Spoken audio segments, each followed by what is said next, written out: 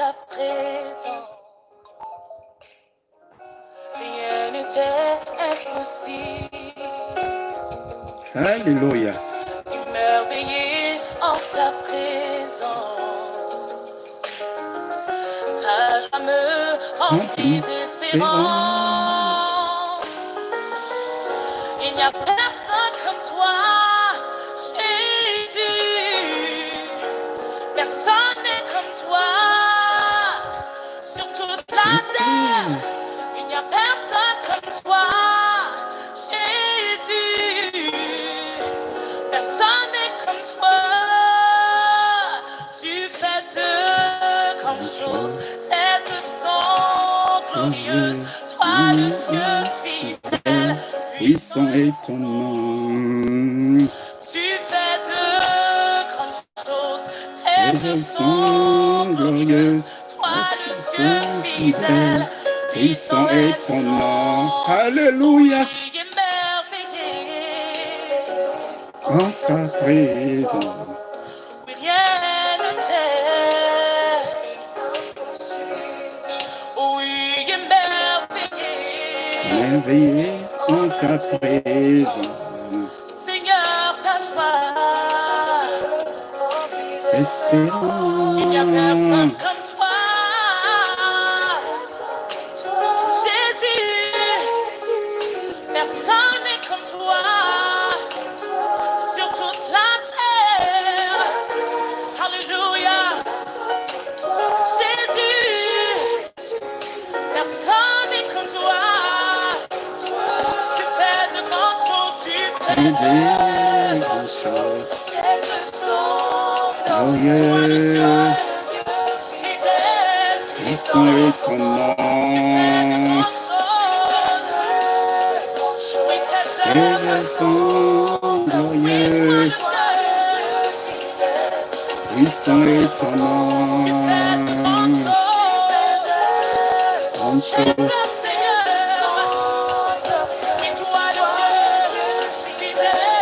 Puissant est ton nom. Grande chose.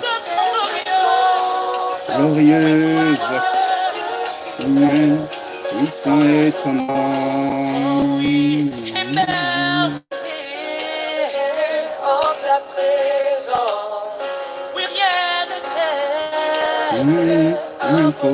Impossible. Merveilleux en ta présence. Seigneur, ta joie. Rempli d'espérance. Personne comme toi. Tout comme toi. Personne n'est comme toi sur toute la terre. Jésus, personne n'est comme toi. Comme toi.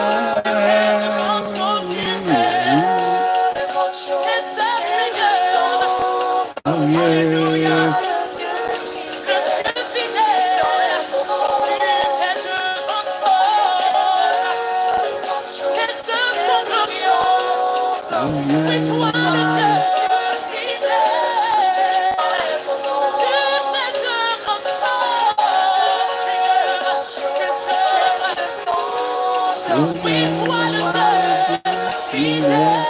Puissant est ton nom.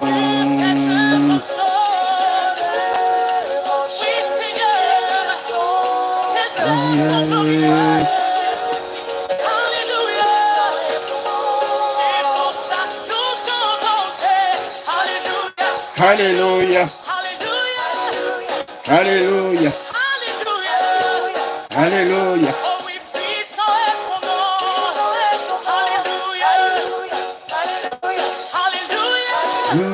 Alléluia.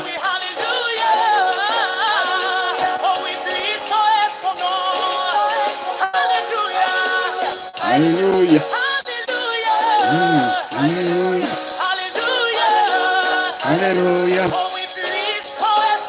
Puissant est son nom. Alléluia. Alléluia. Puissant est son nom. Puissant est son nom. Puissant est son nom. Puissant est son nom.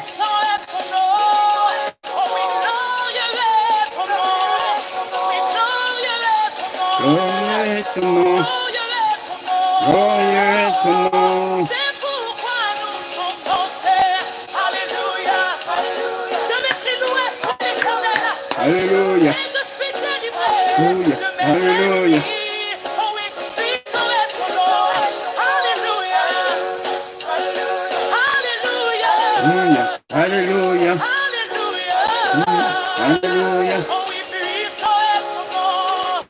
Oh oui, puissant est son nom. Puissant est son nom. Puissant est son nom. Puissant est son nom. Puissant est Puissant est son son nom. nom. Puissant est son nom. Glorieux est ton nom. Glorieux est ton nom. Glorieux est ton nom. Glorieux est ton nom. Glorieux est ton nom. Tu fais des grandes choses. Tes œuvres sont glorieuses. Toi les dieux fidèles. Puissant est ton nom. Tu fais de grandes Grandes choses. choses. Tes œuvres sont glorieuses. Glorieux. Toi le Dieu fidèle. Puissant est ton nom. Alléluia. Alléluia. Puissant est ton nom, éternel notre Dieu. Tu es le Dieu glorieux. Tu es le Dieu qui fait des grandes choses. Tu es le Dieu qui nous tient dans ta main, Seigneur, et qui conduit nos vies. Toi seul es le rocher des âges. Tout peut être chamboulé, emporté par les vents, par les courants, par les torrents. Mais tu es le Dieu éternel. Ton nom est glorieux, ton nom est puissant. Merci Seigneur notre Dieu de nous donner l'opportunité encore ce soir de nous réunir autour de ton nom, de nous asseoir à tes pieds pour écouter ta parole et de faire monter à toi nos prières et nos requêtes pour que toi, le Dieu, le seul capable d'intervenir en notre faveur, tu puisses le faire, éternel notre Dieu. Merci encore ce soir de disposer des cœurs de ton peuple pour que chacun reçoive sa part. Bénis ta parole dans nos cœurs maintenant et bénis ton peuple. Nous te prions au nom de Jésus et nous disons tous Amen, Amen, Amen. Frères et sœurs, que la paix et la grâce de notre Seigneur Jésus-Christ vous soient accordées par lui le Sauveur, lui, Jésus-Christ, par qui le Père nous a rendus capables d'avoir part à l'héritage des saints dans la lumière. C'est lui, notre Dieu, notre Père, lui qui nous a délivrés de la puissance des ténèbres et qui nous a transportés dans le royaume du Fils de son amour, en qui nous avons la rédemption, la rémission des péchés et la vie éternelle. Car c'est Dieu-là, toute la gloire, tout l'honneur et toute la louange lui soit rendue. Lui soit rendu aujourd'hui et pour toujours. Oui, il est digne de louange, il est digne d'honneur, il est digne de gloire. C'est en Jésus-Christ. Frères et sœurs, que je vous salue tous et je vous souhaite la bienvenue à ces moments de prière et d'intercession. Ne relâchons pas, ne baissons pas les bras pendant toute la période de confinement. Nous avons été plusieurs à être présents à ces instants, à ces rendez-vous. Maintenant que peu à peu il y a des confinements, n'abandonnons pas, ne baissons pas les bras, ne relâchons pas, ne changeons pas ces bonnes habitudes que nous avons acquises pendant cette période où quand c'est le moment de la prière, nous sommes là présents à ces rendez-vous pour écouter la parole pour prier ensemble, pour combattre ensemble, pour nous soutenir. Que Dieu vous bénisse tous et que le Saint-Esprit vous remplisse des joies parfaites alors que vos prières trouvent un écho favorable auprès du trône de notre Dieu. Ce soir, frères et sœurs, je voudrais vous inviter à lire un passage bien connu des Écritures. Dans 2 Corinthiens, chapitre 1er, et nous lirons des versets 8 à 11. 2 Corinthiens, chapitre 1er, versets 8 à 11. L'apôtre Paul écrit ceci. Nous ne voulons pas, en effet, vous laisser ignorer, frères, au sujet de la tribulation qui nous est survenue en Asie. Au sujet de la tribulation qui nous est survenue en Asie. Qui nous est survenue en Asie, que nous avons été excessivement accablés au-delà de nos forces, de telle sorte que nous désespérions même de conserver la vie. Et nous regardions comme certains notre arrêt de mort, afin de ne pas placer notre confiance en nous-mêmes, mais de la placer en Dieu qui ressuscite les morts. C'est lui qui nous a délivrés et qui nous délivrera d'une telle mort, lui de qui nous espérons qu'il nous délivrera encore. Vous-même aussi, nous assistons de vos prières afin que la grâce obtenue pour nous par plusieurs soit pour plusieurs une occasion de rendre grâce à notre sujet. Voilà le texte. Il dit, nous ne voulons pas vous laisser ignorer. Nous voulons porter à votre connaissance la tribulation, les épreuves, les difficultés, les combats auxquels nous avons été confrontés en Asie. Nous étions excessivement accablés au-delà de nos forces. Nous désespérions. Nous étions en train de nous poser la question si nous allons conserver la vie. Et nous regardions comme certains notre arrêt de mort, dit l'apôtre Paul. Frères et sœurs, je ne sais pas, c'est que ces textes peuvent inspirer à chacun de nous. Nous entendons l'apôtre Paul parlant de ces choses. Est-ce que ce texte nous inspire la joie ou la tristesse? L'espoir ou le découragement? La peur ou la foi, frères et sœurs? Quand nous lisons ces quelques lignes, nous nous rendons vite compte, frères et sœurs, je l'ai dit, de la situation dans laquelle l'apôtre Paul se retrouve. L'étendue, l'ampleur de la tribulation qu'il a connue. Il dit, nous avons été excessivement accablés. Excessivement accablés. Nous étions accablés, criblés, au-delà de nos forces. Au-delà de nos forces. Il y avait des problèmes de tous côtés. Nous étions dans une profonde détresse. Nous désespérions même de conserver la vie. Nous regardions comme certains notre arrêt de mort.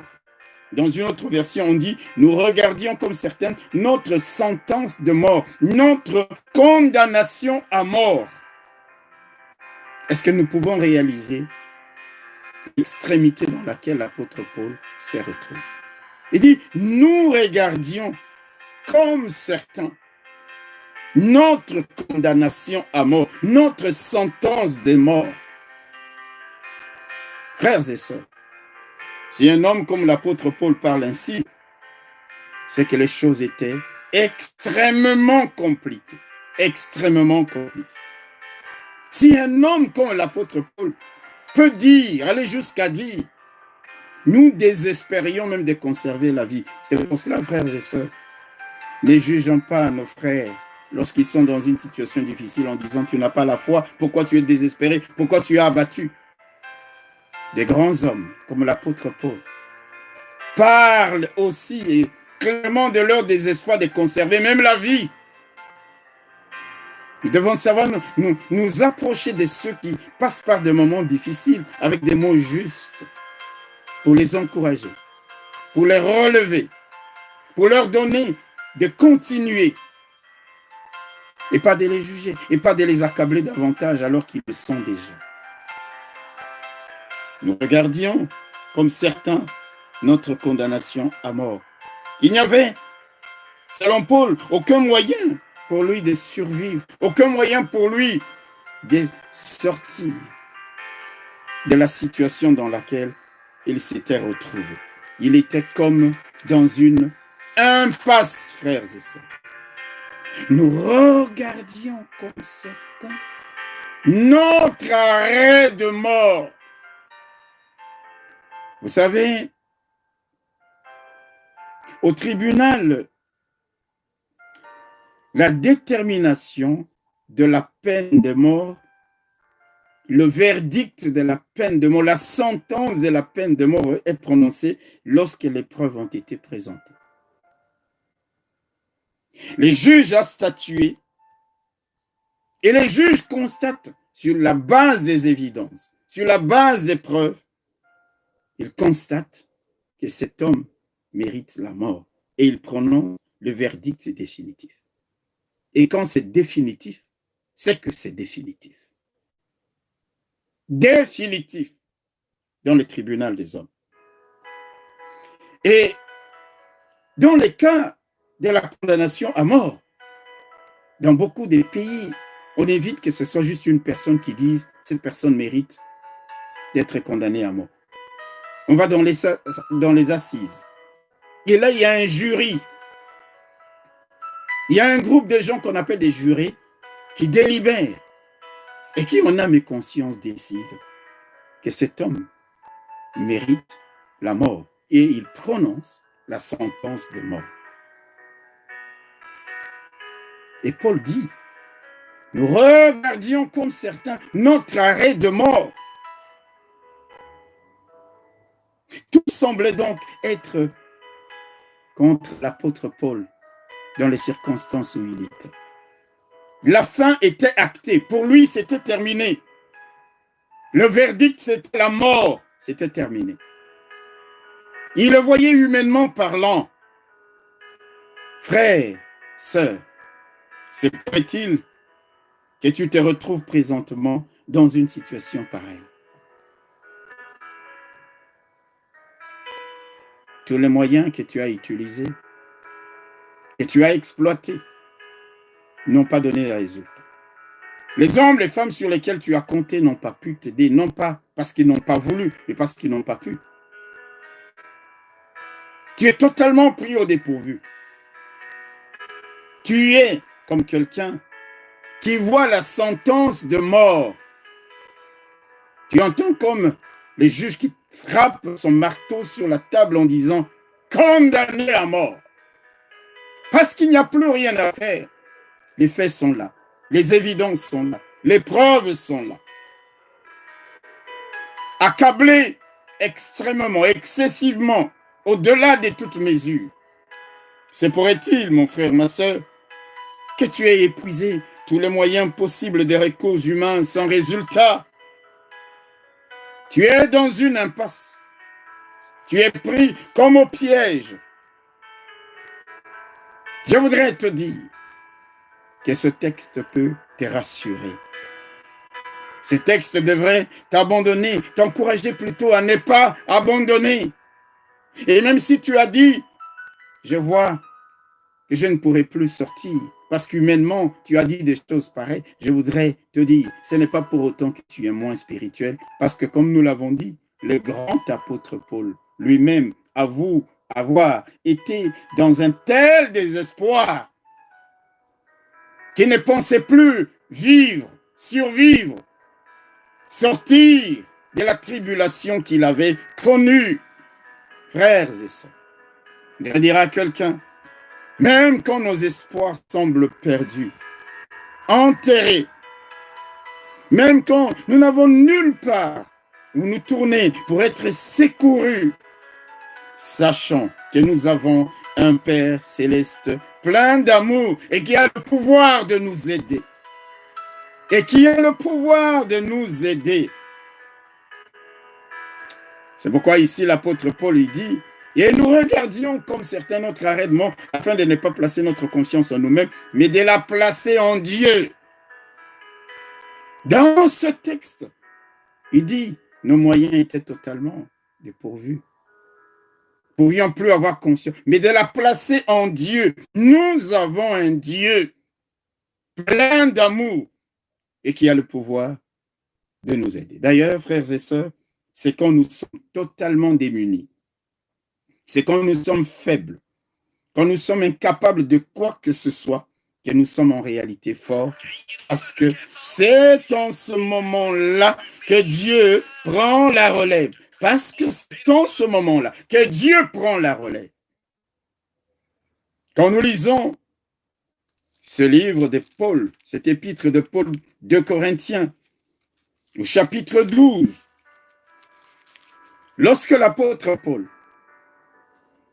priait Dieu de lui enlever les chardes qui étaient dans sa chair, qu'est-ce que Dieu lui avait dit? Dieu lui avait dit, dans 2 Corinthiens, au chapitre 12, Dieu lui avait dit, ma grâce te suffit. Alléluia, j'aime ça. Ma grâce te suffit. Regardez 2 Corinthiens chapitre 12, à partir du verset 8. 3 fois j'ai prié le Seigneur de l'éloigner de moi, et il m'a dit, ma grâce te suffit, car ma puissance s'accomplit dans la faiblesse. Ma puissance s'accomplit dans la faiblesse, dit l'apôtre Paul. Il dit, la puissance de Dieu s'accomplit dans ma faiblesse. Quand je suis devenu très faible, accablé excessivement, au-delà de mes forces, totalement démuni. Humainement, on dira que c'est fini. C'est alors que je suis fort. C'est pourquoi il dit, je me glorifierai donc plus volontiers de mes faiblesses, afin que la puissance de Christ repose sur moi. Repose sur moi. Et il continue au verset 10. C'est pourquoi je me plais dans les faiblesses, je me plais dans les outrages, je me plais dans les calamités, dans les persécutions, dans les détresses pour Christ, car quand je suis faible, c'est alors que je suis fort. Alléluia! Il dit, c'est quand je suis faible, c'est alors que je suis faible. C'est pourquoi, quand je suis dans une situation qui semble désespérée, ma logique humaine me dira, c'est fini. Tu n'as aucun moyen de t'en sortir. Tu es tellement faible, tu es tellement incapable. Mais l'esprit me dit, c'est quand je suis faible que je suis fort. Parce que Dieu va prendre la relève. Parce que Dieu va prendre la relève. Quand je suis faible, c'est alors que je suis fort. Quand je ne sais plus rien faire, c'est alors que je suis fort. Quand je suis totalement démuni, c'est alors que je suis fort. Quand je suis dans des situations qui me dépassent, alors, au lieu d'être triste, au lieu d'être inquiet, au lieu d'être abattu, au lieu d'être découragé, au lieu d'être désespéré, je me lève et je dis, j'ai un Dieu capable de ressusciter les morts. J'ai un Dieu qui délivre. J'ai un Dieu capable même de ressusciter les morts. Pour dire, même si moi je ne peux plus rien, il y a mon Dieu le Tout-Puissant qui va venir à mon secours. Qui va venir à mon secours, frères et sœurs. Mon Dieu qui va venir à mon secours. Alléluia, j'aime beaucoup ce texte. Nous avons été excessivement accablés. au-delà de nos forces. Et nous regardions comme certains notre arrêt de mort. Mais quand vous regardez bien, frères et sœurs, le verset 10, il dit, c'est lui, ce Dieu-là, qui nous a délivrés et qui nous délivrera d'une telle mort, lui de qui nous espérons, qui nous délivrera encore. Alléluia.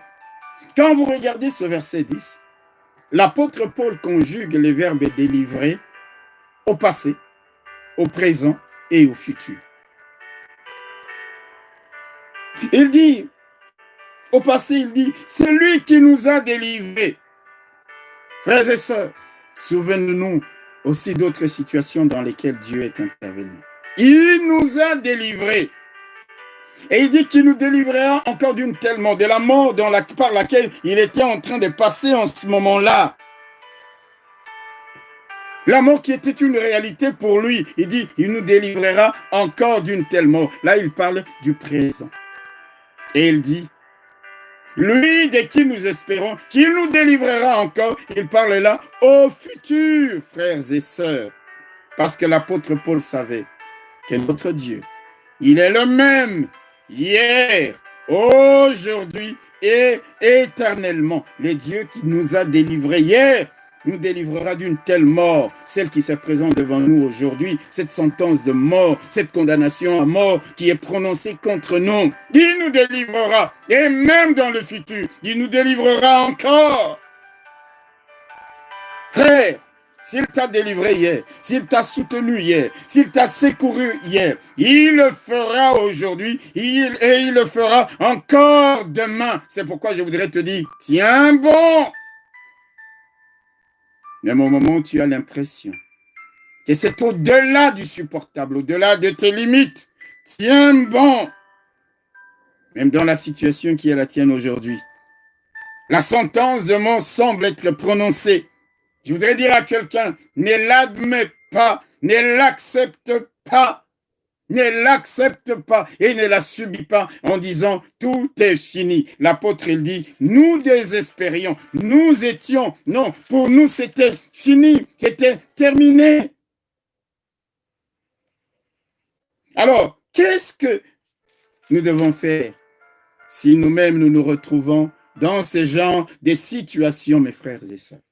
Nous allons nous montrer un certain nombre d'éléments au travers de ce texte. Alléluia. Dans ce texte, il y a 3 ou 4 éléments que nous devons comprendre quand nous nous retrouvons dans ce genre de situations.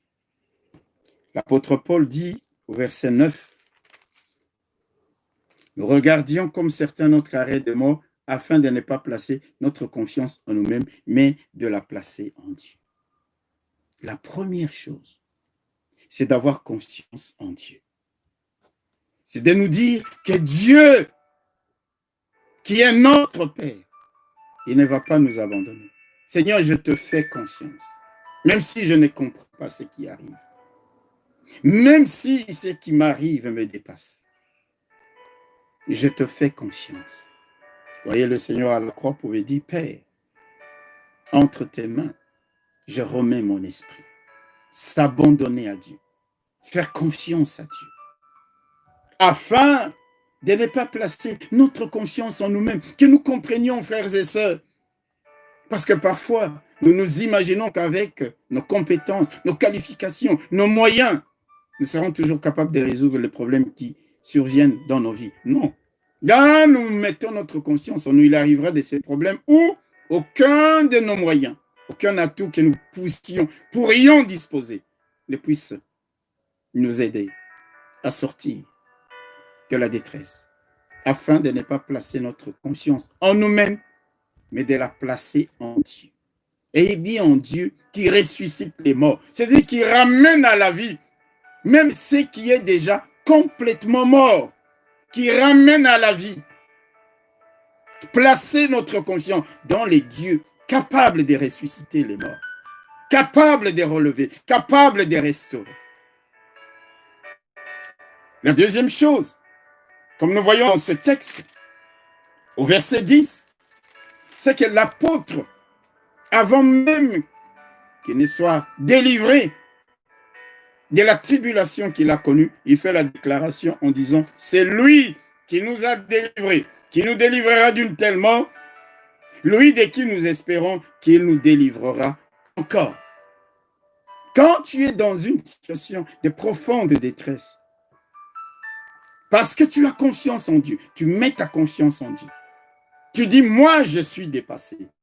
Mais mon Dieu, il est le Dieu qui ressuscite même les morts. Alors, qu'est-ce que tu fais? Au lieu d'être abattu, tu t'élèves et tu commences à faire des déclarations. Tu déclares que le Dieu qui t'a secouru hier, qui t'a délivré hier, il te délivrera aujourd'hui et il te délivrera demain encore. Tu déclares avant même de voir les choses arriver. Déclare que tu es vainqueur. Le Dieu qui t'a donné la victoire hier dans ce combat, il te donnera la victoire aujourd'hui dans le combat d'aujourd'hui et il te donnera la victoire encore. C'est comme quelqu'un qui se lève, il voit la condamnation à mort, la sentence, il l'entend, mais il dit, je ne mourrai pas, je vivrai. Frères et sœurs, vous savez que les déclarations que nous faisons nous lient. Faisons attention à ce que nous disons. Parce que nous nous condamnons bien souvent par nos propres paroles. Nous nous lions avec nos propres paroles. Déclare que Dieu te délivrera. Déclare que cette saison, pendant laquelle les difficultés s'accumulent, déclare qu'elle passera sans difficulté. Déclare que l'Éternel te délivrera et te délivrera encore. Brise l'habitude ou parfois le lien dans lequel, la boîte dans laquelle toi-même tu t'es lié, tu t'es enfermé en disant je mourrai. Non, dis je ne mourrai pas. C'est lui qui nous a délivrés et qui nous délivrera d'une telle mort, lui de qui nous espérons qu'il nous délivrera encore. Voilà ce que dit l'apôtre Paul, qui était dans une situation où il dit nous regardions comme prononcer notre sentence de mort. Cela nous a permis de comprendre que ce n'est pas en nous-mêmes que nous devons placer notre confiance, mais nous la plaçons en Dieu, dans le Dieu qui va nous délivrer encore d'une telle mort. Première chose, c'est de faire confiance à Dieu. Frère, Dieu ne nous a pas appelés pour nous abandonner. Dieu ne nous a pas appelés à lui pour nous laisser nous débrouiller seuls dans des situations qui nous dépassent.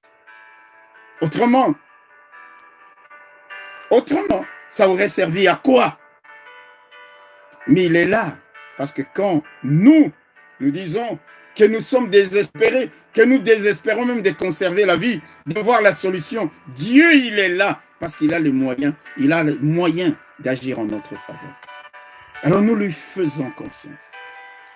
J'ai partagé avec quelqu'un, il y a quelque temps, il y a un texte que j'aime beaucoup dans les Écritures, où le Seigneur dit, ce que je fais maintenant, tu ne le comprends pas, mais tu le comprendras.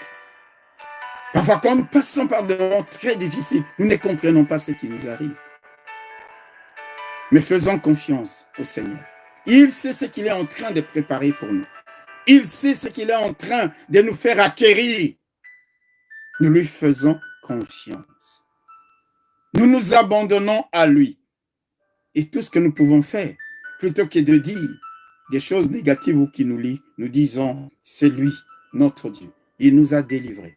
Il nous délivrera de la situation d'aujourd'hui et il nous délivrera encore. La troisième chose, c'est d'espérer. C'est pourquoi il dit, lui de qui nous espérons, qu'il nous délivrera encore. La foi, l'espérance, la déclaration, les déclarations que nous faisons. La Bible nous dit qu'Abraham crut, il espéra même contre toute espérance. Continuons à espérer, même si la logique, même si la réalité nous pousse à ne plus espérer, mais nous connaissons les ingrédients de la victoire. La confiance en Dieu, les déclarations que nous faisons, l'espérance dans les dieux qui ne trompent point. L'espérance dans les dieux qui ne trompent point. Et la quatrième chose, ici dans le texte, au verset 11, il dit, « Vous-même aussi nous assistons de vos prières, afin que la grâce obtenue pour nous par plusieurs, soit pour plusieurs, une occasion de rendre grâce à notre sujet. » Il dit, au-delà de tout ça, nous savons que vous nous soutenez dans la prière. Il connaissait l'efficacité et la puissance de la prière. Et Paul demandait la prière des autres, mon frère, ma soeur. Quand nous nous faisons aussi assister dans la prière, nous sommes soutenus par d'autres dans la prière. Nous-mêmes, nous avons cette foi en Dieu. Nous gardons cette espérance en lui. Nous nous levons et nous déclarons le contraire de ce que les situations voudraient nous faire déclarer. La réalité voudrait que tu pleures, mais tu t'élèves et tu dis, l'Éternel est ma force. La situation que tu traverses te pousse à dire, je vais mourir, c'est fini pour moi. Mais tu t'élèves et tu dis, je ne mourrai pas. Je crois en Dieu, dans le Dieu qui ressuscite les morts. Lève-toi, mon frère, ma soeur, et déclare des choses contraires à la réalité qui vient contre toi. Parce que toute réalité n'est pas vérité. Alors il dit, vous-même aussi, nous assistons de vos prières. De vos prières. Parce que vous nous assistez de votre prière, de vos prières. Il y aura une grâce qui va être obtenue par plusieurs. Dieu entendra vos prières. Et Dieu agira en sorte que ça deviendra une occasion de rendre grâce à notre sujet. Frères et sœurs, Paul était dans une détresse profonde. Il était dans une détresse profonde. La même que chacun de nous peut connaître, peut vivre. Ça peut être sur le plan du travail. Ça peut être dans la famille. Ça peut être dans nos affaires. Ça peut être dans nos projets. Dans n'importe quelle situation. Vous savez, avec cette épidémie de Covid-19, le monde est troublé. Il y a tellement de choses qui sont troublées, qui sont perturbées, qui vont plonger des gens dans des détresses profondes. Même nous, chrétiens. Mais ne l'oublions pas, frères et sœurs, que même si nous sommes accablés au-delà de nos forces, nous pouvons continuer à faire confiance au Seigneur. Nous pouvons continuer à déclarer que notre Dieu agira. Lève-toi et dis, il agira. Il agira, mon Dieu. Lève-toi et dis, mon Dieu ne m'abandonnera pas. J'espère en lui. J'espère encore en lui. J'espère encore en lui. Et je prie. Et mes frères et sœurs me soutiennent dans la prière. Mon frère, ma sœur, tu as un grand Dieu. Même si la sentence de mort est prononcée par les hommes, Dieu est capable de te délivrer. Dieu est capable de te délivrer, même si la sentence est déjà prononcée. Parce que l'apôtre Paul dit de placer notre confiance en Dieu qui ressuscite les morts.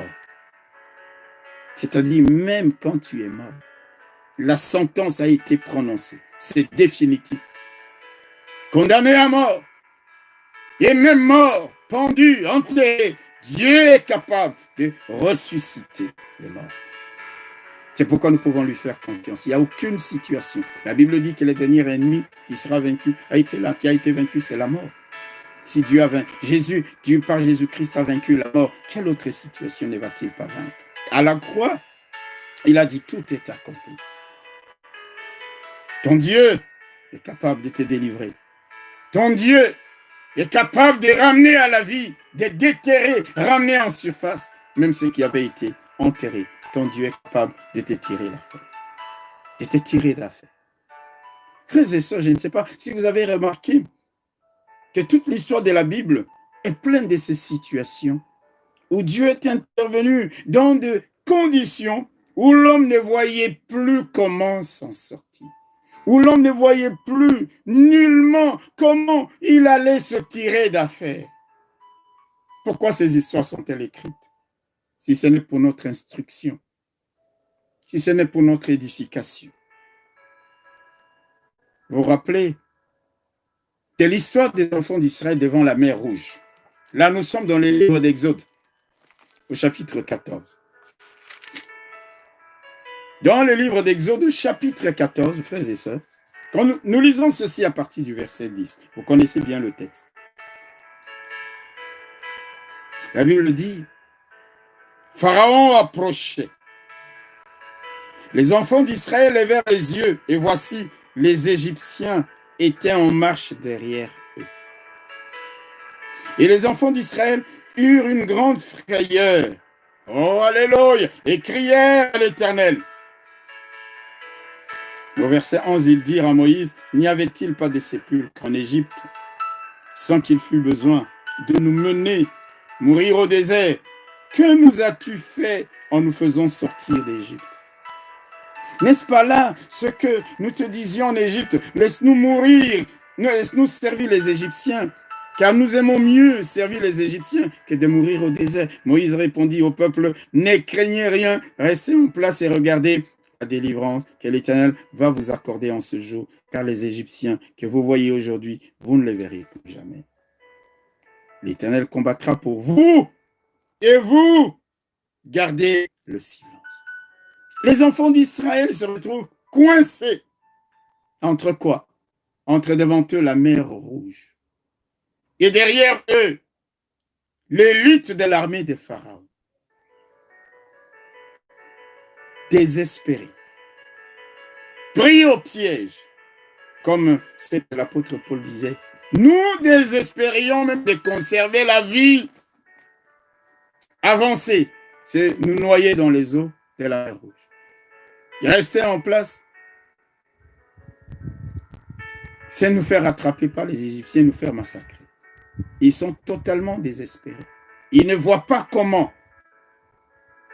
Et ils commencent à murmurer, Moïse, nous t'avons dit, ne nous fais pas sortir d'Égypte, laisse-nous servir les Égyptiens, laisse-nous, voilà, nous allons mourir ici dans le désert, il n'y a pas moyen pour nous, il n'y a pas de pont, il n'y a pas de barque, il n'y a pas de bateau.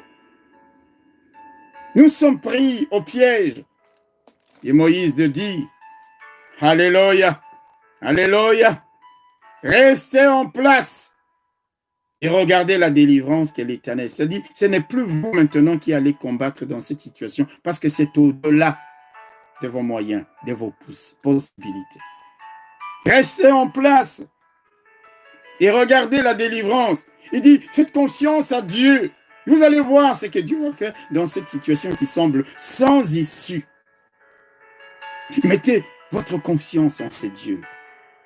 Restez en place et regardez, non pas ce que vous allez faire, mais la délivrance que l'Éternel va vous accorder en ce jour. L'Éternel combattra pour vous. Vous, gardez le silence. J'étais dans une situation de désespoir total.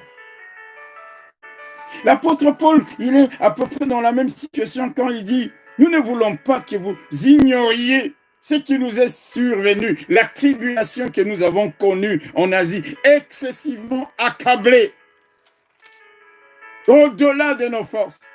Nous désespérions même de conserver la vie et nous regardions comme certains notre condamnation à mort. Les enfants d'Israël voyaient la mort devant eux. Mais Dieu, c'est Dieu-là. Moïse leur a dit, et je voudrais te le dire aussi, tu ne vois pas comment. Comment tu ne vois pas? Fais confiance à l'Éternel. Lève-toi et dis, je ne mourrai pas. J'ai confiance dans les dieux de la Bible. J'ai confiance dans les dieux de Moïse. Nous savons ce qui est arrivé. Dieu n'a pas mis un bateau à leur disposition. Dieu n'a pas construit, jeté un pont entre les deux rives du fleuve. Mais Dieu a coupé les eaux pour que son peuple puisse passer. Alléluia. Il y avait de la part de Dieu le moyen pour les délivrer. Il les a délivrés. C'est pourquoi l'apôtre Paul pouvait déclarer au verset 10, c'est lui qui nous a délivrés et qui nous délivrera de la mort de la situation actuelle. Lui de qui nous espérons, qui nous délivrera encore. Oh! L'Éternel, ton Dieu, ne sera jamais pris au dépourvu. Tu es comme coincé. Tu es pris au dépourvu, mais pas ton Dieu. Alléluia. Béni soit le nom du Seigneur. Vous vous rappelez de cette histoire dans le livre des 2 Chroniques au chapitre 20. La Bible parle de la coalition des 3 grandes armées qui sont venues faire la guerre à Josaphat. C'était les Moabites, les Ammonites et les Maonites qui sont venus faire la guerre aux enfants d'Israël. Et dans sa prière, dans 2 Chroniques, frères et sœurs, je voudrais vous faire remarquer une chose. Dans 2 Chroniques, au chapitre 20, le verset 10, écoutez ce que le roi Josaphat dit dans sa prière. Il dit, maintenant voici, les fils d'Ammon et de Moab, et ceux de la montagne de Séir, chez lesquels, alléluia, chez lesquels tu n'as pas permis à Israël d'entrer quand il venait du pays d'Égypte, car il s'est détourné d'eux et ne les a point détruits. Voici, alléluia, les voici qui nous récompensent en venant nous chasser de ton héritage, dont tu nous as mis en possession. Au verset 12, il dit, ô notre Dieu, n'exerceras-tu pas tes jugements sur eux, car nous sommes sans force devant cette multitude nombreuse qui s'avance contre nous, et nous ne savons que faire, mais nos yeux sont sur toi. Josaphat, il dit, nous sommes sans force. C'est une multitude qui s'avance au-devant de nous. Nous ne savons pas, nous n'avons pas les moyens de les combattre. Nous sommes sans force devant cette multitude et nous ne savons que faire. Mais nos yeux sont fixés, sont tournés vers toi. Nous sommes sans force. Dans la situation qui est peut-être la tienne aujourd'hui, ça pourrait être exactement la même chose. Tu regardes et tu dis, je ne sais que faire, je ne sais quoi faire, je suis sans force. Mais mes yeux sont sur toi. Les enfants d'Israël étaient pris au dépourvu. Ils étaient faibles.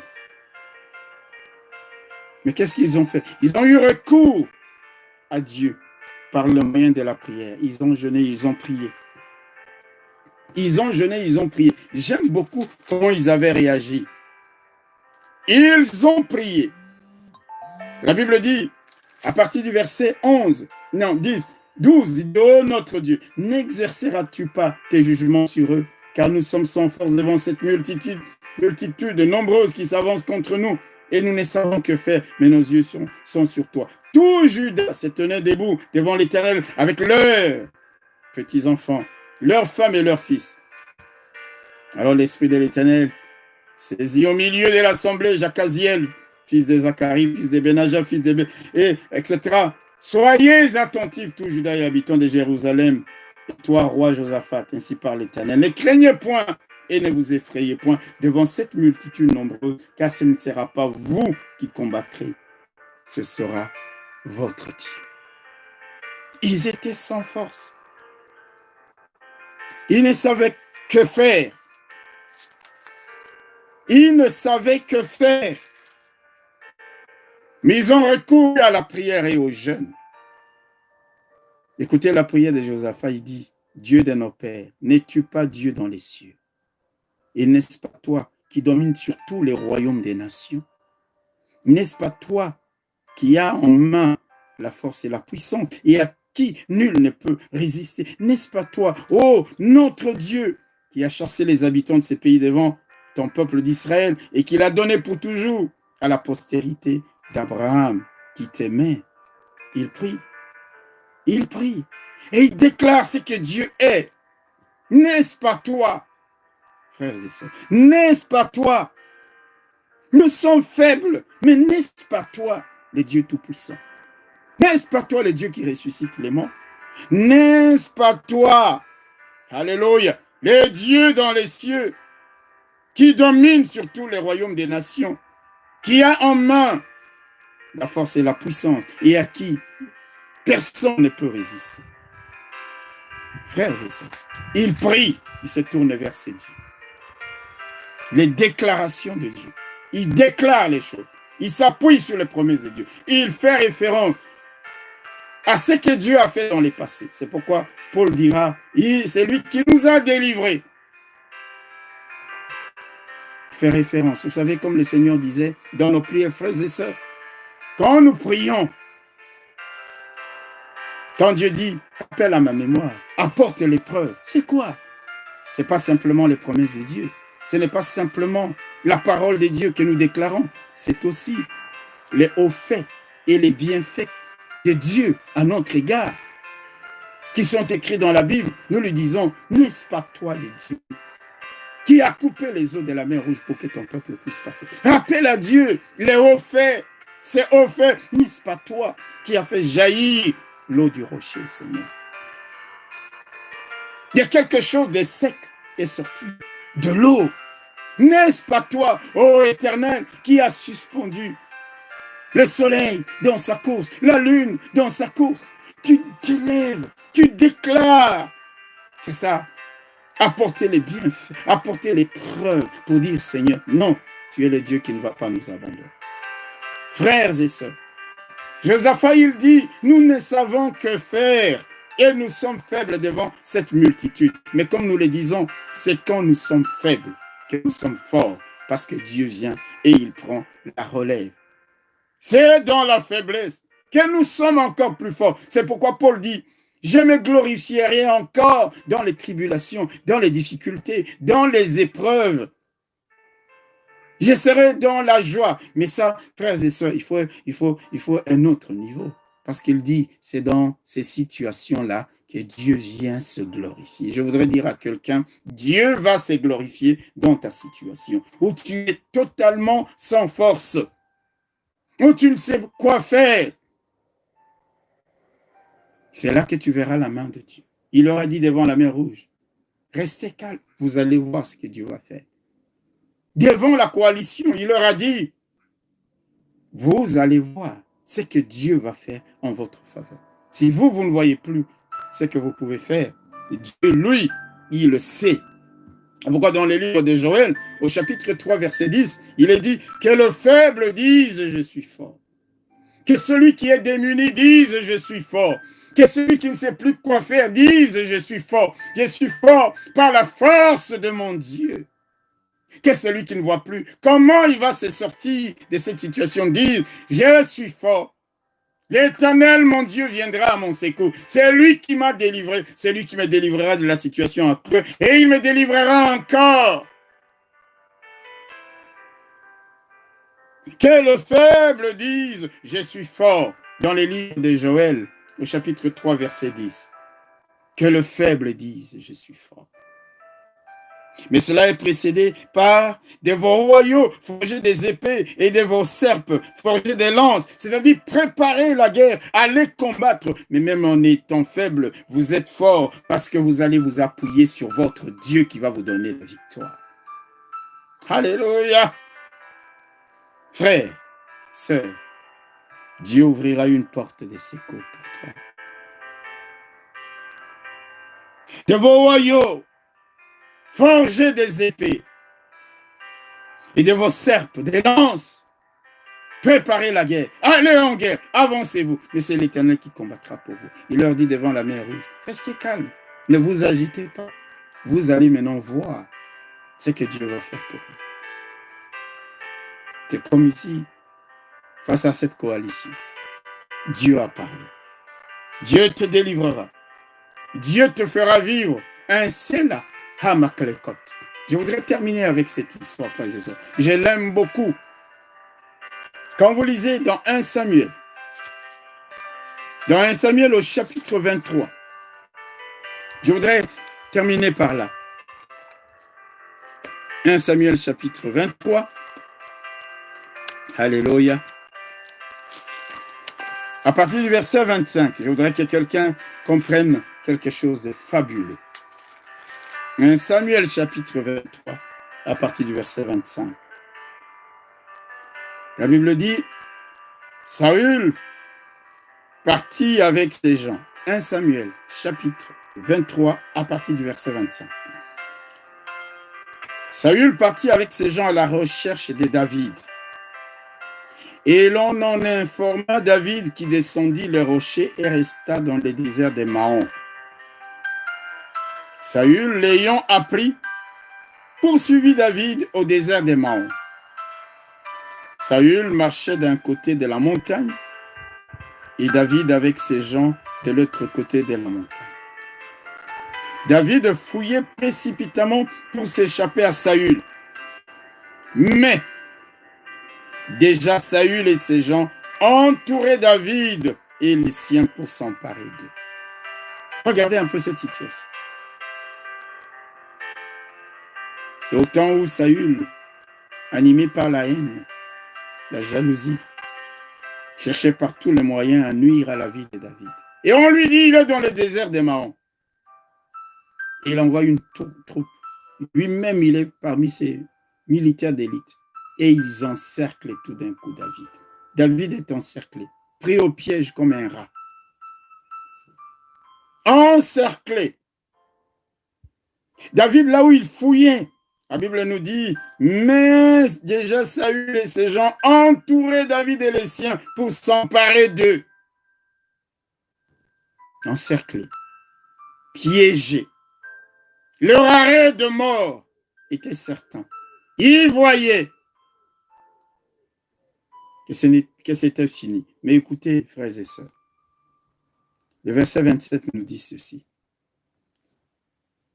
Alors que Saül et ses gens venaient pour s'emparer de David et des siens, un messager est venu dire à Saül, « Hâte-toi de venir, car les Philistins ont fait invasion dans le pays. » Au moment où Saül et ses hommes s'apprêtaient à prendre en étau, en tenaille, David et ses gens, on vient informer le roi Saül que les Philistins ont fait invasion dans le pays.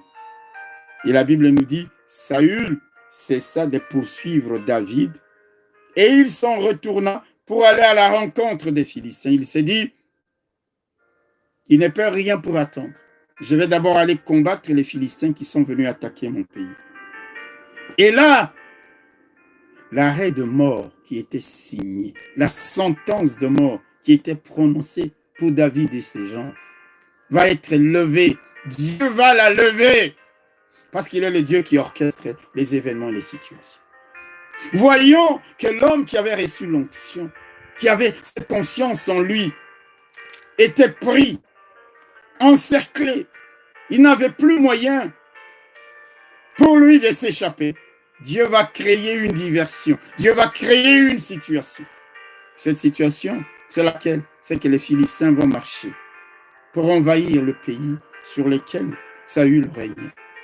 Et on est venu l'en informer au moment précis où ils allaient s'emparer de David et de ses hommes. Et là, David, qu'est-ce que je dis? Saül arrête sa marche pour aller prendre David. Et la Bible dit, c'est pourquoi l'on appela ces lieux Sela Hamaklekot, c'est-à-dire le rocher de l'évasion, c'est-à-dire le lieu où Dieu va ouvrir une porte. C'est pourquoi je disais à quelqu'un, entouré, accablé, emprisonné, non, qui a plus moyen, au-delà de tes forces, Dieu créera pour toi un Sela Hamaklekot. Il y aura un rocher de l'évasion. Dieu créera une situation. Dieu créera une situation pour ouvrir une porte, pour couper les eaux de la mer, pour détruire la coalition qui s'avance devant toi. C'est pour cela, mon frère, ma soeur, que même accablé, comme disait l'apôtre Paul, accablé, au-delà, excessivement accablé, au-delà de tes forces, au-delà de tes moyens, tu es dépassé, tu es pris des coups, tu désespères même de conserver la vie. Je dis, et je voudrais te le dire, ton Dieu est capable de créer un Sela Hamaklekot. Il est capable de faire arrêter net tes ennemis, de les détourner pour qu'il y ait un chemin par lequel tu t'évades, pour qu'il y ait une porte par laquelle tu sortes de là où on était en train de venir avec assurance pour te prendre. Oh, tu peux te lever. dans la situation qui est la tienne aujourd'hui, mais m'accabler au-delà de toute force, en sorte que tu désespères. Oh, que tu regardes comme certains ton arrêt de mort. Oh, que tu t'élèves et que tu dis, Seigneur, j'ai confiance en toi. Seigneur, tu me délivreras. Tu me délivreras encore. Tu m'as délivré hier, mais tu me délivreras encore aujourd'hui. Et tu me délivreras demain. C'est pourquoi je me lève et je dis, Éternel mon Dieu, je ne mourrai pas. Éternel mon Dieu, je ne vais pas me laisser abattre. Je ne me condamne pas à la mort. Je ne déclare plus la mort. Je déclare que je vivrai. Je déclare qu'il y a une issue. Il y a un Selaham à Clécote. Mon ennemi Dieu créera une situation pour qu'une porte s'ouvre, pour qu'il y ait une issue, des sorties, pour qu'il y ait un chemin tout tracé pour moi. Il est le Dieu. Il est le Dieu qui ouvrira une porte. Les Égyptiens face à la mer Rouge disaient, c'est fini. Nous aurions dû rester en Égypte. Mais Dieu leur a dit, vous ne voyez pas. Comment vous allez vous tirer d'affaire? Mais Moïse leur dit, restez silencieux, restez calme, regardez ce que Dieu va faire pour vous. Nous sommes sans force devant la coalition des Ammonites, des Maonites, des Moabites qui s'avancent contre nous. Seigneur, nous sommes sans force et nous ne savons que faire. Frères et sœurs, plusieurs hommes dans la parole de Dieu se sont retrouvés dans des situations extrêmes où ils ne savaient plus quoi faire. Mais leur conscience dans le Dieu de la Bible leur a permis toujours de se tirer d'affaire. Parce que ce n'est pas l'homme qui décide de la fin de ta vie, c'est Dieu. Tu peux t'élever et dire, Dieu me délivrera encore. Il y aura une solution, je ne sais pas laquelle, mais mon Dieu, j'ai confiance en ce Dieu-là. Il a préparé, comme il est écrit dans 1 Corinthiens. Regardez quelque chose de fabuleux, frères et sœurs. Le même Paul qui parlait dans 2 Corinthiens, au chapitre ici, qui disait, nous regardions, nous désespérions même de conserver la vie. Nous étions accablés au-delà de nos forces. Le même Paul, c'est celui qui dit dans 1 Corinthiens, au chapitre 10, frères et sœurs, chapitre 10, verset 13, qu'est-ce qu'il dit? Écoutez ce qu'il dit. 1 Corinthiens, chapitre 10, verset 13, il dit, ainsi, aucune tentation ne vous est survenue qui n'ait été humaine. Et Dieu qui est fidèle ne permettra pas que vous soyez tentés au-delà de vos forces, mais avec la tentation, il préparera aussi le moyen d'en sortir afin que vous puissiez la supporter. Dieu a déjà préparé pour toi le moyen de sortir de ta situation. Dieu a déjà pour toi. Dieu a déjà ouvert une porte pour toi. Tu en sortiras et tu parleras, toi aussi, de cela, Hamaklekot, le rocher de l'évasion, le rocher où tu as vu la porte s'ouvrir, où tu as vu les taux se desserrer, où tu as vu, oh alléluia, alléluia, ces gens qui venaient, qui t'avaient déjà encerclé. Ton arrêt de mort était déjà là, devant tes yeux. Tu les as vus venir en train. Se disant, on va l'attraper, l'étouffer. Et tout d'un coup, Dieu crée une diversion. Dieu crée une situation. Et les taux se desserrent. Et tu peux t'échapper. Et tu peux t'en sortir. Alors mon frère, ma soeur, ce soir, je voudrais que, comme l'apôtre Paul, si tu te retrouves dans une grande tribulation, une tribulation dans laquelle tu te dis, je suis extrêmement, excessivement accablé, au-delà de tout, que tu réalises, alléluia, que ton Dieu a déjà préparé pour toi le moyen d'en sortir. Même si la logique, la réalité te dit que c'est fini, ton arrêt de mort est établi, est signé, c'est certain. Place ta confiance dans ces dieux-là, parce que même mort, Dieu est capable de te ressusciter. C'est pourquoi il dit, afin de ne pas placer notre confiance en nous-mêmes, mais de la placer en Dieu qui ressuscite les morts. Et déclare, c'est Dieu, c'est lui qui nous a délivrés et qui nous délivrera d'une telle mort, la mort qui est en face de nous, dont nous voyons son arrêt, sa sentence établie. Il nous délivrera encore. Et vous-même, nous assistons par vos prières. Vos prières, tout cela tournera à la part de notre Dieu pour que des actions de grâce lui soient rendues. Tiens bon, mon frère, tiens bon, ma soeur. Tiens bon. Tiens bon. Tiens bon. Le Seigneur, il est le Dieu. Il est le Dieu qui te fera vivre ton Sela, Hama, Klekot. Dis Amen, dis Amen. Il ouvrira une porte. C'est quand je suis faible que je suis en réalité fort. Que le faible dise, je suis fort. Non pas par nous-mêmes, mais par les dieux qui viennent à notre secours. Parce qu'il viendra à notre secours. Je déclare qu'il viendra à ton secours. Je déclare qu'il y aura un Sela, Hamaklekot, les rochers de l'évasion, les lieux où tu t'en sortiras, les lieux où tes ennemis, même qui étaient tout près, sur le point de t'écraser, Dieu créera une situation qui les éloignera pour que tu t'en échappes, pour que tu en sortes la tête haute. Alléluia. Pour que tu vives la destinée que Dieu a préparée pour toi. C'est pour cela que je te dis, même accablé au-delà de tes forces, même alors que tu désespères de conserver la vie, même alors que tu vois ton arrêt des morts comme étant ta sentence certaine jugée, prononcée, boum, sur la table, on a dit, alléluia, c'est terminé. Place ta conscience dans les dieux qui ressuscitent des morts, dans les dieux qui relèvent, dans les dieux qui déterrent ce qui a été enterré. Même s'il doit créer un tremblement de terre pour que toutes les ouvertures par lesquelles tu dois sortir soient débouchées, il le fera, il le fera, il le fera. Le thème de message de ce soir, c'est la Hamaklekot, les rochers de l'évasion, les lieux où tu t'en sortiras, même si l'ennemi t'a encerclé, même si l'ennemi a mis de tous côtés, il n'y a plus, tu juges que ton arrêt de mort est établi, que c'est fini pour toi. Mais ton Dieu, il créera une occasion, il ouvrira une porte, et tu en sortiras, et tu vivras la victoire, et tu connaîtras la destinée. Rappelons-nous qu'en ce moment-là, alléluia, David avait déjà reçu l'onction. Alléluia. Les plans de Dieu, personne ne peut les arrêter. Ne peut les arrêter.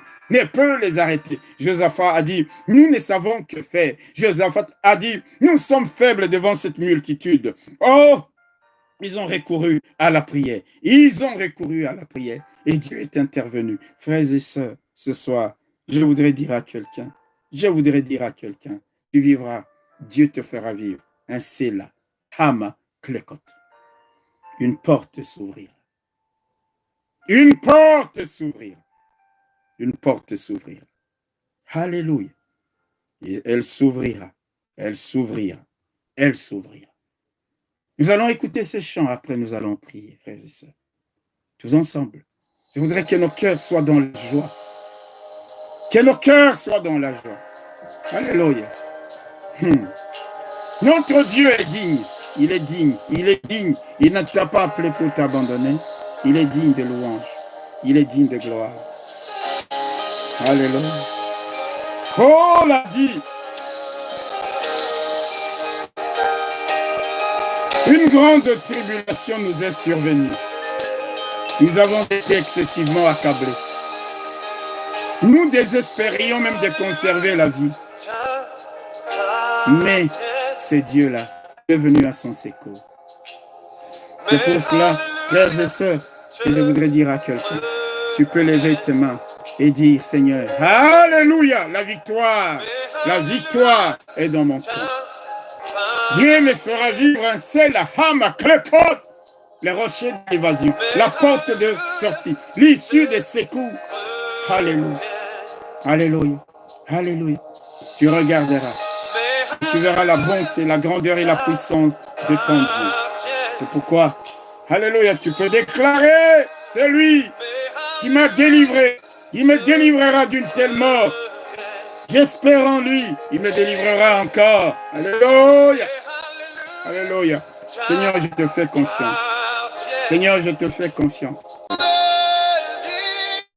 Alléluia.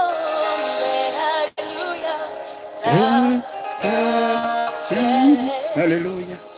Alléluia.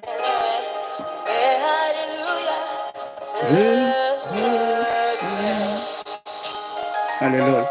Nous allons maintenant, frères et sœurs, passer un temps dans la prière. Dans la prière. Nous allons demander à Dieu, dis-lui, Seigneur, c'est vrai, j'étais désespéré, j'étais abattu. J'ai levé mes yeux Je le promenais de part et d'autre. Et je ne voyais pas. Et je ne vois pas comment je vais me sortir de cette situation. Accablé! Seigneur, mon arrêt de mort est établi. Ma sentence est prononcée. Mais je veux mettre ma confiance en toi. Toi qui m'as délivré. Tu me délivreras d'une telle mort et tu me délivreras encore. Je suis sans force. Je ne sais que faire. Mais toi, tu es le Dieu qui crée des situations, qui crée des circonstances, tout d'un coup, pour qu'il y ait une porte de secours, une porte de sortie, une porte d'évasion pour moi, parce que je vais vivre ma destinée. Merci Seigneur d'être ce Dieu-là. Alors il y a la joie dans mon cœur. Quand je suis faible, c'est alors que je suis fort. C'est pourquoi je me plairai, je me glorifierai de mes tribulations, de mes épreuves, de mes difficultés. Parce qu'alors, c'est alors, contrairement à ce que les gens peuvent penser, c'est alors que je suis devenu fort. Parce que Dieu prend la relève. Il prend la relève. Il voit que je ne peux plus rien faire. C'est lui qui se lève et qui prend. Nous allons nous incliner dans la prière. Ce soir, je voudrais que chacun de nous prie pour dire, Seigneur, fais-moi vivre mon Sela Hama Klekot. Un temps d'évasion, de sortie, de cette tenaille, de cet étau qui est en train de plus en plus de venir pour m'écraser, pour me détruire. Je crois dans les dieux qui ressuscitent les morts. Inclinons-nous dans la prière et disons, Seigneur, fais-nous vivre de cela à la côte, c'est-à-dire créer une ouverture, même là où c'était fermé, une ouverture par laquelle nous allons passer, nous allons sortir, créer tout ce que tu vas créer, mais en nous faisant vivre, c'est la Hamaklekot, comme tu l'as fait pour les enfants d'Israël. C'est parce que toi-même, tu as orchestré ces événements. Les Philistins sont allés attaquer le pays et on est venu dire au roi, viens, parce qu'il y a des ennemis. Et il a laissé celui qu'il poursuivait. Prions notre Dieu. Tendons gloire et grâce éternelle à notre Père et notre Dieu. Combien de situations face auxquelles nous aussi nous disons, nous sommes faibles, nous sommes démunis, nous ne savons que faire. Nous sommes comme pris dans un étau. Éternel, notre Dieu, nous sommes accablés, excessivement accablés. Nous voyons comme au-devant de nous, notre arrêt de mort, la sentence de mort est prononcée, Seigneur. Elle est là, établie. Nous regardons maintenant, comme certains, notre arrêt de mort. L'Éternel, notre Dieu, nous savons que nos yeux sont sur toi. Nos yeux sont sur toi. Seigneur, ce n'est pas sur nous. Si nous avons fait l'erreur de compter sur nous-mêmes, sur nos compétences, sur nos atouts, sur nos relations, sur tout ce que nous disposons, Éternel, notre Dieu, nous avouons que nous avons pris la mauvaise direction. Comme disait Josaphat, nos yeux sont plutôt sur toi, Seigneur. Nous tournons vers toi, Éternel notre Dieu, toi qui orchestres les situations et les événements pour créer une porte d'évasion, une porte de sortie. Et je prie que tu fasses vivre, c'est la Hamaklekot à mon frère.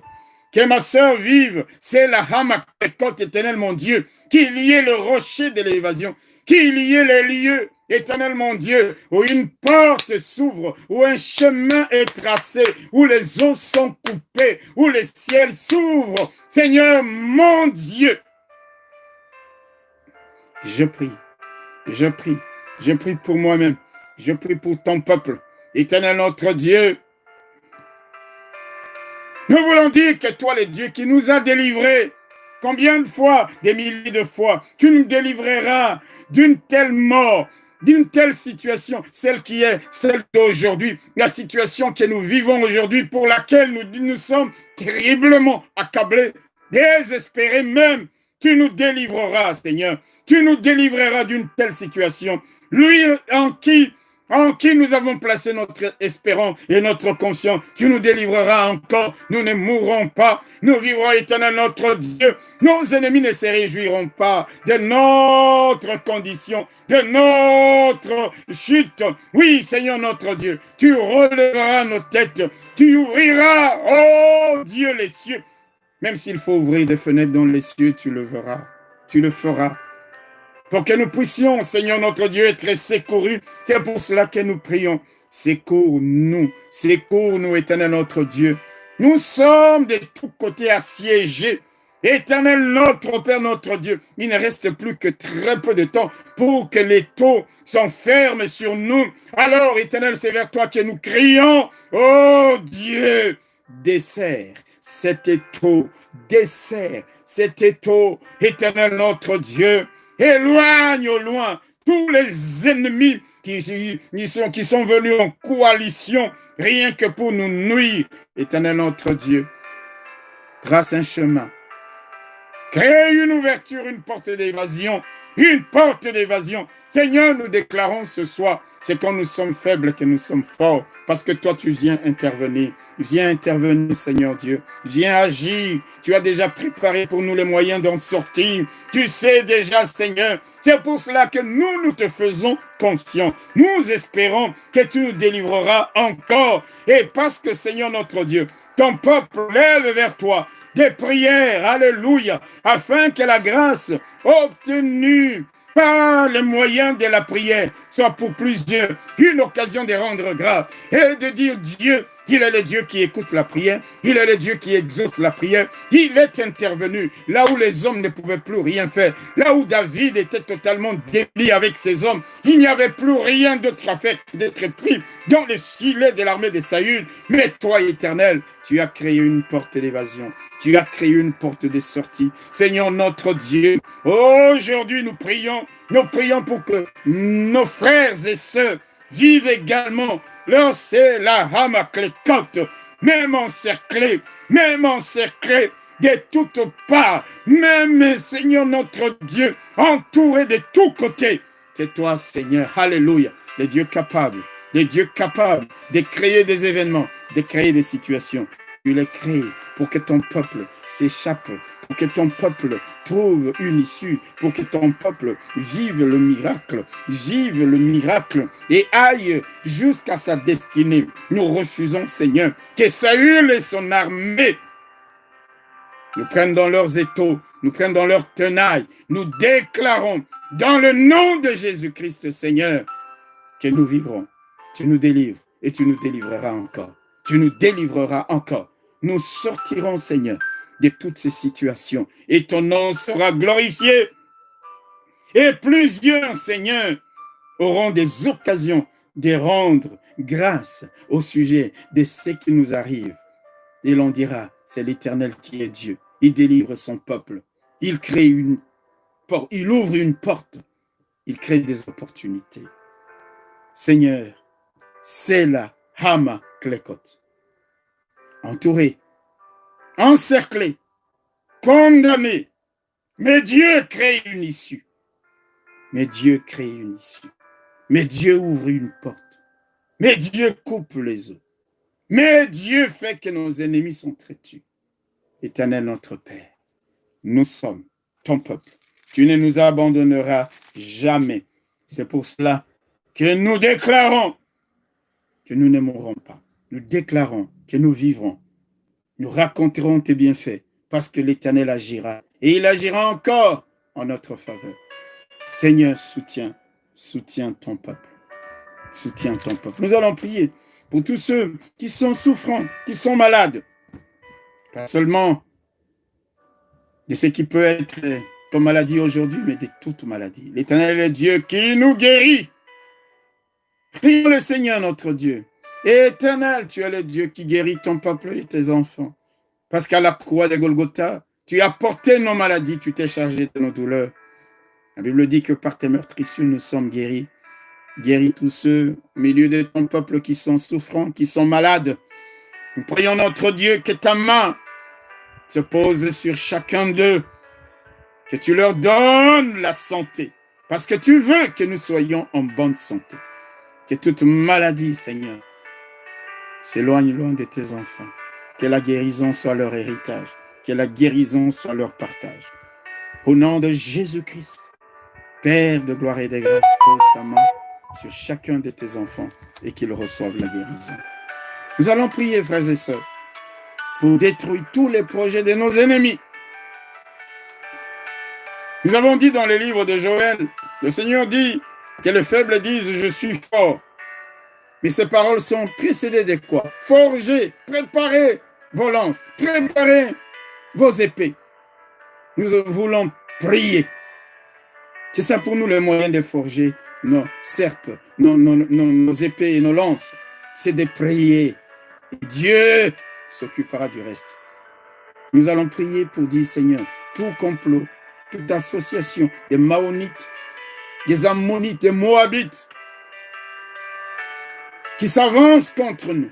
Seigneur notre Dieu, que tu t'en occupes, que tu les disperses. Seigneur notre Dieu, que toi-même tu combattes. Ah, oh Seigneur, qu'ils retournent leurs épées les uns contre les autres, qu'ils se donnent eux-mêmes la mort.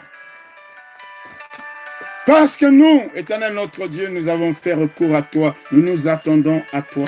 Nous nous attendons à toi, Éternel notre Père, Éternel notre Dieu. Alléluia, alléluia, alléluia. Prions le Seigneur. Béni soit ton nom, Éternel notre Dieu. Tu es le Dieu qui nous donne la victoire. Tu es le Dieu qui combat pour nous. Nous voulons, Seigneur, te prier.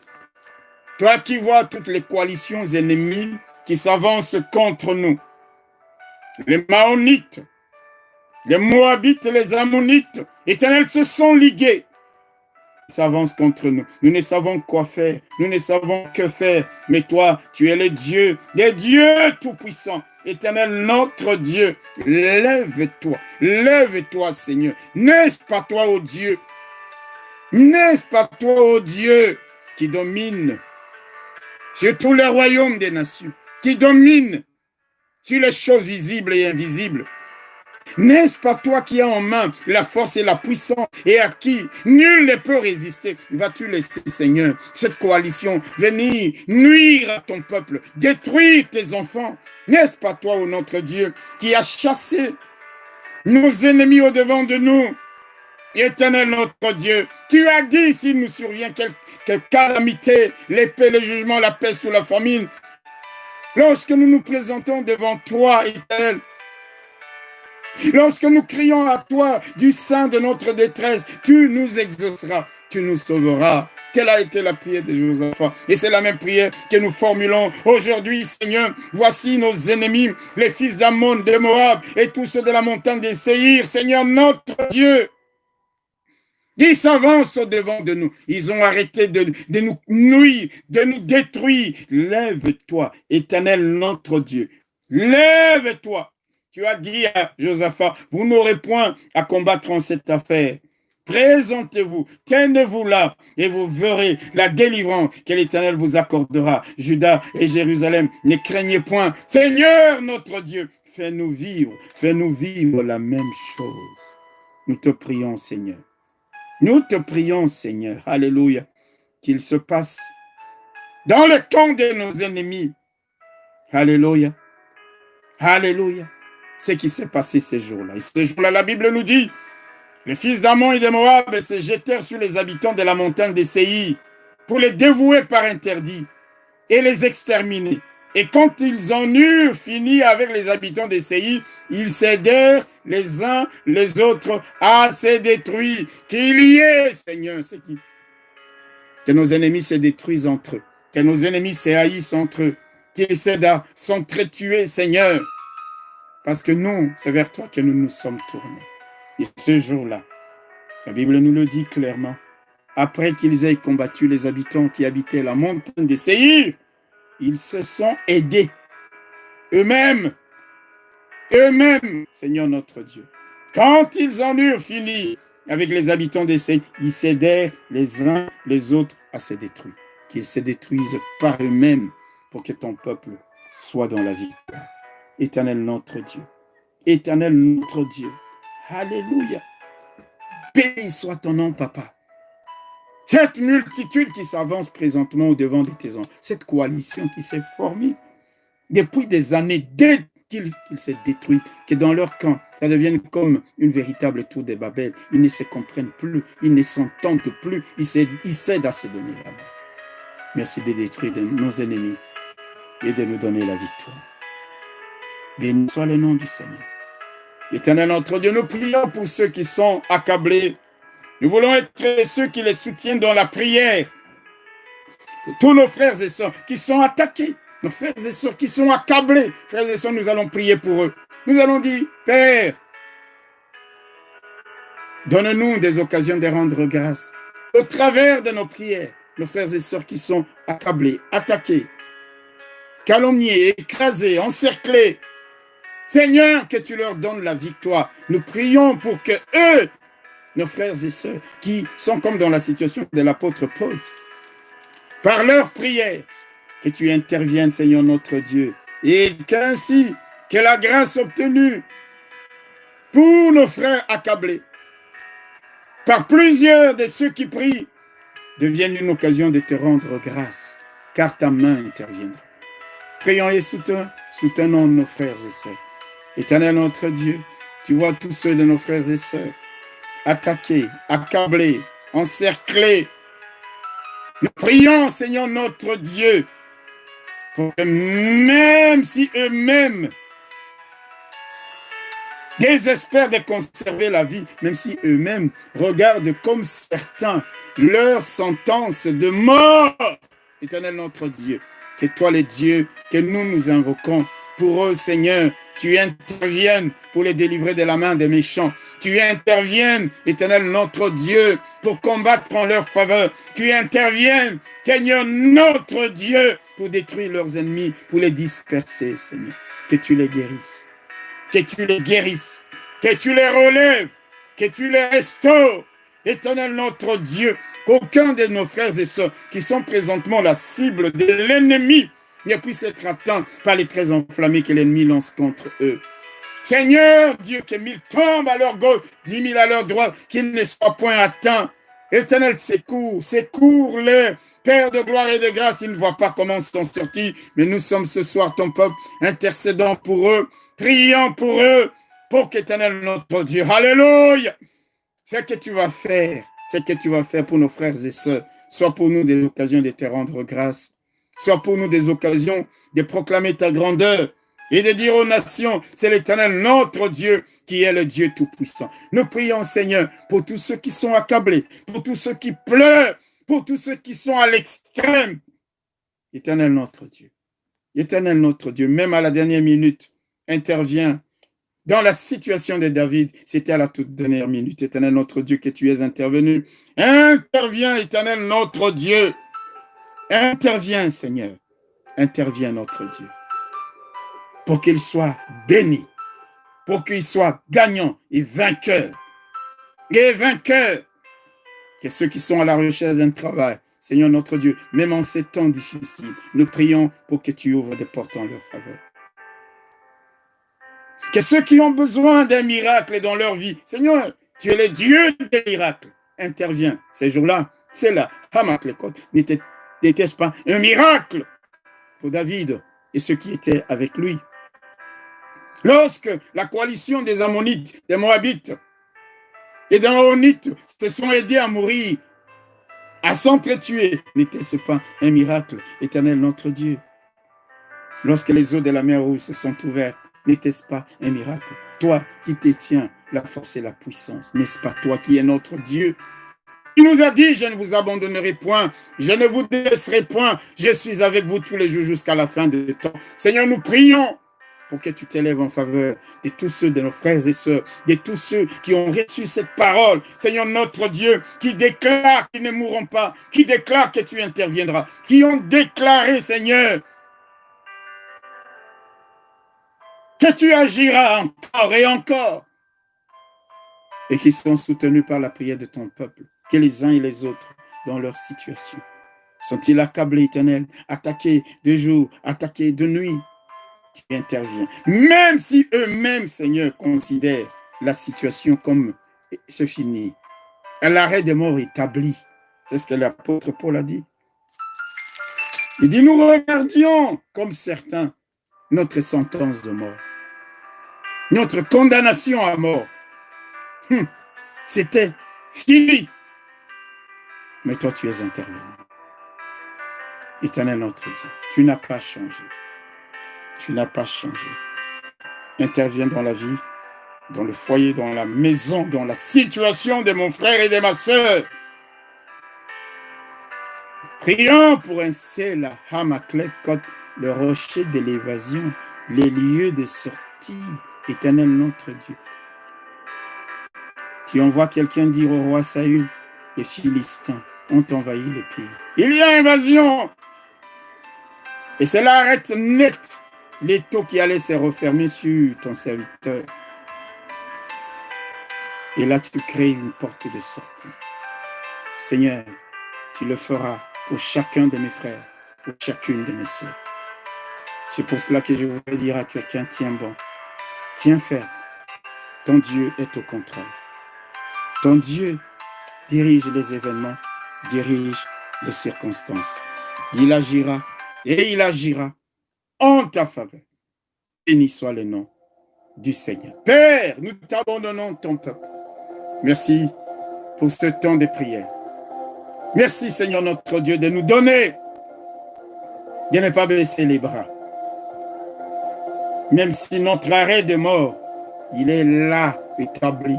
Nous voyons, nous entendons la sentence être prononcée. Nous avons un Dieu qui ressuscite les morts. Nous avons un Dieu, alléluia, qui ramène à la vie. Nous avons un Dieu qui annule les condamnations des hommes. Nous avons un Dieu qui agit en notre faveur. Oui, il agira et il agira encore. Alléluia. Frères et sœurs, que le Seigneur puisse vous bénir. Que le Seigneur vous donne de tenir ferme. Ne baissez pas les bras. N'acceptez pas la condamnation des hommes en disant c'est fini. Espérons et espérons en l'Éternel. Espérons encore et encore et encore en l'Éternel. Il agira. Il interviendra. Notre Dieu. Si tu as pleuré, c'est pas pour autant que tu n'es pas spirituel. Non. L'apôtre Paul le dit. Nous désespérions combien de fois, frères et sœurs, nous aussi, n'avons-nous pas été dans une pareille situation? Accablés au-delà de nos forces. Encerclés. Nous sommes sans force. Nous ne savons que faire. Et c'est là, c'est quand nous sommes faibles. Dis à Dieu, je déclare, Seigneur, quand je suis faible, c'est alors que je suis fort. Que le faible dise, je suis fort, je suis fort, je suis fort, je suis fort, je suis fort. Alléluia. Alléluia. Les cieux ont vaincu sur le tombeau, frère. Alléluia. L'espoir en Jésus-Christ est grand. L'espérance ne trompe point. L'espérance ne trompe point. Alléluia. L'amour de Christ a dépouillé l'enfer. Il a déjoué l'enfer. Alléluia. Alléluia. La promesse. Dieu, il est fidèle. La promesse a été roulée. Alléluia. Jésus a donné sa vie pour ta liberté. Pour ma liberté. Alléluia. Il a payé le prix de notre rachat. Il a payé le prix de notre rédemption, de notre victoire. C'est la Hamaklekot, c'est la Hamaklekot. Alléluia. C'est merveilleux. Alléluia. Alléluia. Alléluia. Soyez bénis. Tenez bon. Alléluia. Il nous délivrera. C'est lui qui nous a délivrés. Et qui nous délivrera d'une telle mort. Laquelle? Celle qui est déjà prononcée. Celle qui est déjà établie. Celle qui est déjà décrite. Il nous délivrera. Il te délivrera de toute situation, de toutes les ordonnances décrétées par la puissance des ténèbres, décrétées toutes les ordonnances. Il les annulera et tu lèveras tes mains, oui, et tu célébreras le nom de ce Dieu. Tu l'exalteras. Ton nom bon, frères et sœurs, ton nom bon, c'est Dieu a des grandes choses.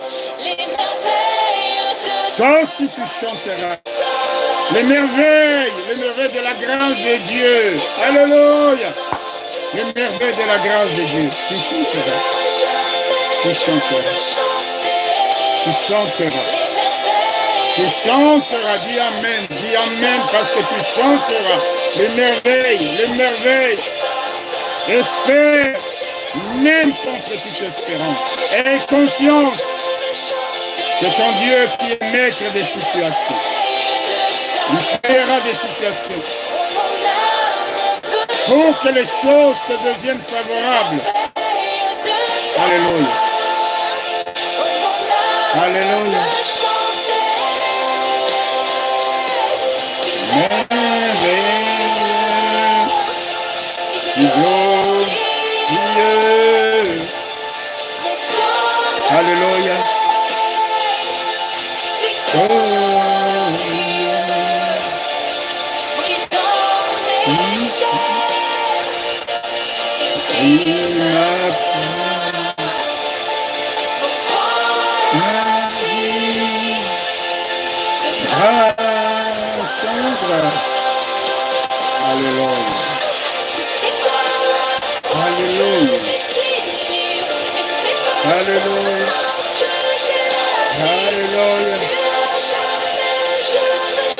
Bénis le nom de Dieu qui t'a rendu capable d'avoir part à l'héritage des saints.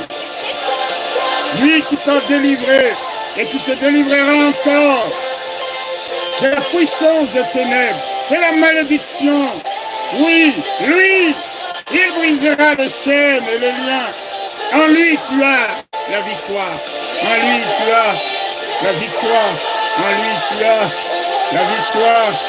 En lui et au travers de lui, tu vivras seul la Hamaklekote.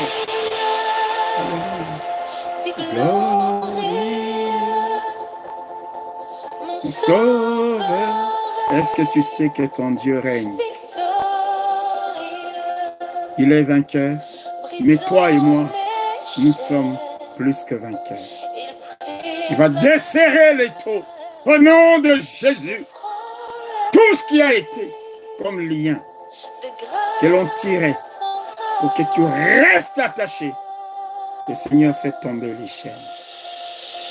Il fait tomber les chaînes. Il fait tomber les chaînes. Il trace un chemin pour ta délivrance. Que Dieu vous bénisse. Nous nous retrouvons, frères et sœurs, le dimanche pour le culte de Pentecôte. Que d'ici là, la paix et la grâce de Dieu abondent dans nos vies. Et par le Saint-Esprit, que la joie de l'Éternel remplisse vos cœurs et que vous soyez forts. Même si, humainement, vous vous dites, je ne sais quoi faire. Que le faible dise, je suis fort. Que le pauvre dise, je suis riche. Que le mort dise, je suis vivant. Au nom de Jésus. Que Dieu vous bénisse. À dimanche. Merci beaucoup. Amen, amen, amen.